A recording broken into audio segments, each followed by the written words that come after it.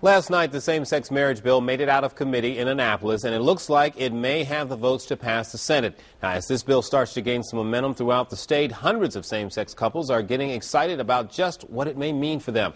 ABC 2 News' Brian Kubler sat down with one Lutherville couple and joins us now with their story. Brian? Rosie Sally Wall and Pat Montley are no strangers to this fight, but now in 2011, they see a turning point in their battle for equality.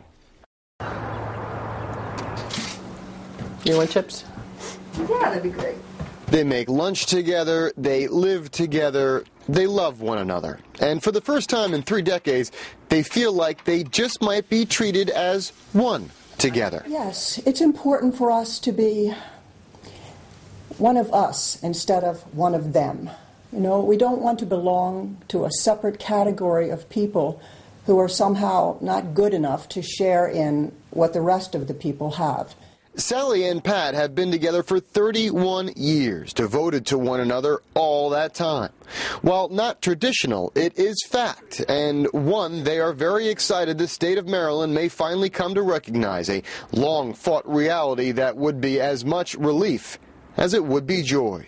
I would be both of those things, a load off our shoulders and a feeling of euphoria. Yes, both, I'd be yeah. ecstatic. Yeah. Because we would be one, as Pat said, one of us. We would be recognized as married people. And legitimize their bond both legally and socially. These two women have spent a life together, built a life together. While some religions refuse to acknowledge, both Sally and Pat hope the state does, changing perception of not just strangers, but members of their own family. I'd like to think that, you know, if the state said we could marry, that she would see that it's not such a terrible thing, that the people of Maryland support us and our legislators support us, and maybe she would come around. Now, Pat and Sally are actually married now. They were wed in Canada, but currently Maryland does not recognize that bond. But as Pat testified earlier this month in Annapolis, she hopes to eventually call Sally her spouse. Brian Kubler, ABC 2 News.